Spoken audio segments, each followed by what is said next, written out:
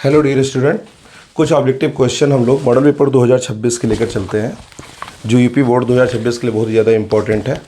और जैसे कि दो क्वेश्चन आपको बोर्ड पे दिखाई दे रहे हैं और दोनों क्वेश्चन के फॉर्मेट जो है वो आपको अलग अलग दिखाई दे रहे होंगे। देखिए, एक क्वेश्चन दिख रहा होगा आपको ऑब्जेक्टिव क्वेश्चन ही लग रहा है, लेकिन उस ऑब्जेक्टिव क्वेश्चन का फॉर्मेट थोड़ा अलग दिख रहा होगा और दूसरे क्वेश्चन का जो फॉर्मेट दिख रहा होगा आपको अलग दिख रहा होगा। ऐसे नॉर्मल ऑब्जेक्टिव क्वेश्चन तो आप पिछले कई वर्षों से करते हुए आ रहे हैं, लेकिन ऐसे क्वेश्चन का पैटर्न 2026 के मॉडल पेपर के अनुसार जो दिया गया है उसको समझाने का, उसको एनालिसिस करने का हम लोग पूर्ण प्रयास करेंगे कि कैसे ऐसे क्वेश्चन करने चाहिए। कभी कभी बच्चे क्या होते हैं कि कन्फ्यूज हो जाते हैं कि ऐसे क्वेश्चन कैसे करने चाहिए, तो उसके आधार पर हम लोग देखेंगे कि ये क्वेश्चन कैसे किया जाएगा। जैसे मान लिया जाए कि क्वेश्चन में दिया हुआ है कि सूची ए को सूची 2 के साथ मिलाइए। सबसे बड़ी बात है कि सूची ए को सूची 2 के साथ मिलाइए। तो अब उसमें राउल्ट के साथ में हेनरी, क्वथनांक का उन्नयन, हिमांक के अवनमन, परासरण दाब संबंधित कुछ टर्म ऐसे दिए गए हैं जो सोल्यूशन टॉपिक से रिलेटेड है। अब सोल्यूशन टॉपिक के अगर क्वेश्चन आते हैं तो सोल्यूशन टॉपिक में आपके मोलरिटी, नॉर्मलिटी, मोल फ्रैक्शन और परासरण दाब, परासरण से संबंधित सारे क्वेश्चंस आ सकते हैं जो कम से कम 7 से 8 नंबर आपके कवर करने के प्रयास करेंगे। तो ऐसे मान लिया जाए कि राउल्ट का अगर यहाँ पे नियम दे रहा है तो राउल्ट के नियम के आपके 3 एप्लीकेशन देखे जाएंगे जो इसके अनुसार अगर आप चलेंगे यहाँ पे, तो यहाँ पे अगर हम लोग देखें तो राउल्ट्स का जो नियम है वो आपकी किसके ऊपर बात करता है, वो आपके आवासशील विलयों के बारे में बात कर रहा है, जो तनु विलयन के ऊपर आधारित होता है उसके बारे में बात कर रहा है। तो यहाँ पे अगर राउल्ट के अगर नियम के बारे में बात करें तो राउल्ट ने पहला नियम जो अपना दिया है, उन्होंने दिया है मोल फ्रैक्शन से रिलेटेड दिया है। तो मोल फ्रैक्शन से रिलेटेड दिया होगा तो P naught minus P S upon P naught बराबर किसके, काई ए की उन्होंने दिया है।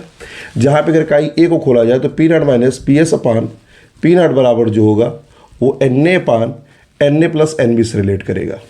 जहाँ पे अगर इस क्वेश्चन को थोड़ा सा और इलाबोरेट कर लें अगर हम लोग, तो ये क्या करेगा कि यहाँ पे अगर इसके हम मोलों की संख्या रखें, जहाँ पे एन ए अगर बात की जाए तो मोल प्रभाज आपने पिछली वीडियो में अगर आपको दिक्कत हो रही होगी तो पिछली वीडियो में आप देख सकते हैं कि जो मोल प्रभाज को कैसे समझाया जाता है। तो यहाँ पे ये आपको दिया गया है, कंपोनेंट ए का आपके क्या दिया गया, मोलों की संख्या दी गई है। यहाँ पे कंपोनेंट बी की आपकी मोलों की संख्या दी गई है। ये विलय के वासदाब के बारे में बात हो रहा है, ये शुद्ध विलायक के वासदाब के बारे में बात हो रहा है, सॉरी, और ये आपकी विलयन के वासदाब के बारे में बात हो रही है। तो अगर यहाँ पे इसको खोला जाएगा तो P naught minus P S upon P naught बराबर एक फार्मूला और निकलता है डब्ल्यू ए बटे M A into M B upon W B करके, जहाँ पे किन्हीं दो विलयनों के विलयन में क्या, दो घटकों के शुद्ध विलायक और विलयन के वासदाब के बारे में बात करें और वहाँ पे उसकी किसी एक कंपोनेंट का द्रव्यमान दे दे और विलय के अणुभार के बारे में बात करें या विलायक के बारे में बात करें या विलायक के द्रव्यमान के बारे में बात करें, तो एक क्वेश्चन यहाँ से लगवा सकता है। और दूसरा क्वेश्चन अगर कहे तो दूसरे क्वेश्चन में क्या करता है कि दो घटक अगर उसने ऑलरेडी बना लिया है और इसको मान लिया उसने एन ए कर दिया, इसने इसको क्या कर दिया एन बी, और एक घटक को सिर्फ पार्शियल प्रेशर ए मान लिया है और एक का उन्होंने क्या मान लिया पार्शियल प्रेशर बी, और टोटल अगर प्रेशर को एनालिसिस करें यहाँ पे तो अगर लिखा जाएगा तो यहाँ पे अगर देखिए जोड़ें इसको तो ये आपके अगर एक कंपोनेंट के बारे में बात करेंगे तो N A upon N A plus N B से रिलेट करेगा। अगर बी कंपोनेंट के बारे में बात करेंगे तो N B upon N B plus N A के बारे में बात करें तो इस घटक को हम लोग काई बी से और इस घटक को हम लोग काई ए से व्यक्त कर सकते हैं। तो यहाँ पे टोटल प्रेशर की अगर बात करें तो टोटल प्रेशर निकलता है P not A into chi A plus P not B into chi B. तो एक ये छोटा सा रिलेशन है आपका जो टोटल पार्शियल प्रेशर के साथ दिया हुआ है। तो राउल्ट के नियम का जो पहला आंसर आपका दे रहा है वो फर्स्ट का कौन सा दे रहा है, थर्ड दे रहा है। जहाँ पे देखो टोटल प्रेशर के बारे में बात करें तो पी नॉट वन काई one plus P not B into chi B के बारे में बात किया। तो आपके राउल्ट के नियम का जो पहला नाम है वो आपके किसी तीसरे ऑप्शन के साथ जा रहा है। अब इसमें आपको देखना है कि ए का तीसरा कौन कौन सही है। पहली चीज़, सबसे बड़ी चीज़ ये देखना है आपको कि आपके अगर 4 ऑप्शन दिए गए हैं तो उस 4 ऑप्शन में आपको देखना है कि ए के साथ में तीसरा ऑप्शन कौन जस्टिफाई कर रहा है। तो अब आप देखिए यहाँ पे अगर देखें तो पहला तो यहाँ पे ये जस्टिफाई कर रहा है और यहाँ पे चौथा जस्टिफाई कर रहा है। तो आपके 2 आंसर, तो इसमें से 2 ऑप्शन जो आपके हैं वो आंसर कतई नहीं हो सकते। क्यों? क्योंकि यहाँ पे देखिए जो ए का थर्ड दिया गया वो सिर्फ ऑप्शन नंबर ए में दिया गया है और यहाँ पे किस में दिया गया है, यहाँ पे फोर्थ में दिया गया है। तो 2 आंसर तो आपके ऑलरेडी कट गए। तो अब फाइट कहाँ करना है आपको, फाइट आपको करना है कि फर्स्ट और फोर्थ में। तो अब कोई दूसरा देख लीजिए, जैसे हेनरी का नियम जो कह रहा है वो विलेयता के ऊपर आधारित नियम है। तो विलेयता के ऊपर अगर आधारित नियम देखा जाता है तो सॉल्बिलिटी और प्रेशर के बारे में बात करता है। तो सॉल्युबिलिटी को डायरेक्टली प्रोपोर्शनल अगर प्रेशर की कर देगा तो वहाँ पे बात होती है। अगर उसको देखा जाए तो यहाँ पे एक्स के बारे में बात हुई है, और जब डायरेक्टली प्रोपोर्शनल का चिन्ह हटता है तो उसमें एक स्थिरांक आता है, और वह स्थिरांक किसका होता है? हेनरी का स्थिरांक होता है। तो यहाँ पे अगर बात करें तो एक ये देखिए कि आपके हेनरी का नियम जो फॉलो करेगा वो बी का फिफ्थ फॉलो कर रहा है। कौन सा फॉलो कर रहा है? बी का फिफ्थ। क्योंकि आप अगर सीधे सीधे अगर पढ़ते हैं यहाँ पे तो P is directly proportional to किसके होता है? एक्स के होता है। और जब यहाँ पे इसको डायरेक्टली का चिन्ह हटाएगा तो के एच इंटू कितना हो जाएगा? एक्स हो जाता है। ये पी इज डायरेक्टली प्रोपोर्शनल किसके? सॉल्युबिलिटी के भी रखा जाता है यहाँ पे। तो ये देखा जाए यहाँ पे तो आप मान सकते हैं कि बी का कौन सा होता है? फिफ्थ हो सकता है। अब आंसर के साथ अगर मैच कराएं यहाँ पे तो देख सकते हैं कि पहले का थर्ड यहाँ पे मैच कर रहा है, बी का चौथा यहाँ मैच कर रहा है, लेकिन बी का यहाँ पे देखो ये पांचवा मैच कर रहा है। तो थोड़ा थोड़ा आंसर की ओर अगर हम जाएं तो अगर हमको दिखाई दे रहा है टाइम का अगर देखना है वैल्यूएशन तो हम कौन सा आंसर मारेंगे? यहाँ पे आपका फोर्थ आंसर मारा जाएगा। क्यों? क्योंकि अगर यहाँ पे देखिए ना पहले का कौन सा सही है? तीसरा सही है, और दूसरे का कौन सा सही है? पांचवा सही है। थोड़ा सा और अगर रिलेट करना है, जैसे आपको पांचों ऑप्शन में अगर आपको जानकारी होगी तो आप इसको बहुत अच्छे से एनालिसिस कर पाएंगे। कैसे कर पाएंगे? कि अगर क्वथनांक का उन्नयन कह रहा है तो क्वथनांक के उन्नयन को हम लोग व्यक्त करते हैं डेल्टा टीवी से। किससे व्यक्त करते हैं? डेल्टा टीवी से। अब delta TB is directly proportional to होता है किसके? मोलैलिटी के। तो अगर डेल्टा टीवी यहाँ देखिएगा, अगर delta TB is directly proportional to molality की होगा तो यहाँ पे इसको छोड़ा जाएगा तो डेल्टा टीवी बराबर किसके हो जाएगा? के बी इंटू एम क्यू हो जाएगा। के बी जो क्या होता है यहाँ पे, ये आपका मोलर उन्नयन स्थिरांक है। कौन है आपका? ये मोलर उन्नयन स्थिरांक होगा यहाँ पे। और इसी मोलर उन्नयन स्थिरांक की सहायता से हम क्या करेंगे, इसको थोड़ा सा खोल दे तो लिखेंगे डेल्टा टी बी बराबर K B into W A into 1000 बटे एम ए इंटू डब्ल्यू भी खोल सकते हैं। कभी भी क्वेश्चन में क्या करता है, लॉन्ग क्वेश्चन पूछ लेता है कि क्वथनांक के उन्नयन एवं मोलर उन्नयन स्थिरांक के बीच में संबंध बताइए। सीधे सीधे क्वेश्चन पूछता है कि आप बताइए कि क्वथनांक का उन्नयन, तो क्वथनांक का जो उन्नयन है उसको व्यक्त हम किससे करते हैं? उसको डेल्टा टीवी से व्यक्त करते हैं। और फिर कहता है कि मोलर उन्नयन स्थिरांक क्या है? मोलर उन्नयन स्थिरांक के बारे में बात करें तो मोलर उन्नयन स्थिरांक के बारे में बात करें तो उसको व्यक्त किससे करते हैं? हम लोग के बी से व्यक्त करते हैं। हमें पता है कि डेल्टा टीवी बराबर जो है वो किसके बराबर हो जाएगा? मोलैलिटी के। तो डेल्टा टीवी बराबर किसके? के बी इंटू एम के हो सकता है। तो यहाँ पे जो उसको खोला जाता है दोबारा, देखिए यहाँ पे मैंने एक बार आपको समझाया है, लेकिन अभी लॉन्ग आंसर में अगर 2 नंबर के साथ में क्वेश्चन दे रहा है तो आपको ऐसे लिखना पड़ेगा इसको। तो K B into W A into 1000 बटे M A into W B. अब कहता है क्या है कि अवाष्पशील विलेय के अणुभार की गणना करना। एक क्वेश्चन का फॉर्मेट ऐसे भी बन जाता है कि अवाष्पशील विलेय के अणुभार की गणना करना।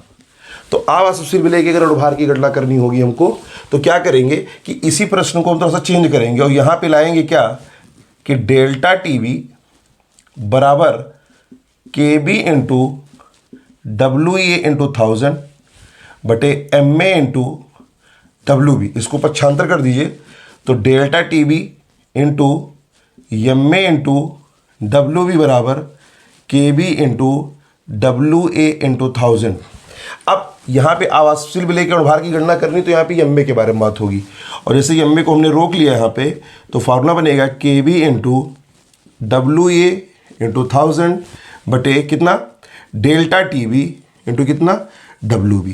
तो यहाँ से आप अवाष्पशील विलेय के अणुभार की गणना कर सकते हैं। दूसरी चीज़, आप क्वथनांक के उन्नयन और मोलर उन्नयन स्थिरांक में आप रिलेशन स्थापित कर सकते हैं। मतलब अगर बोर्ड पेपर में क्वथनांक से उन्नयन से रिलेटेड अगर 3 क्वेश्चन आते हैं तो अगर एक फार्मूला आपको आ रहा है तो उसे 3 क्वेश्चन आप उसके सिरे सिरे उसके साथ आप क्या कर सकते हैं? हल कर सकते हैं। अब ऐसे अगर यहाँ पे बात करें हिमांक के अवनमन के बारे में तो हिमांक के अवनमन को हम लोग व्यक्त करते हैं डेल्टा टी एफ से। तो delta T F is directly proportional to जिसके मोलैलिटी के। तो यहाँ पे डायरेक्टली प्रोपोर्शनल मोलैलिटी देखा जाए तो अगर इसको हम खोल देंगे तो ये खुलेगा जाके कि डेल्टा टी एफ बराबर किसके?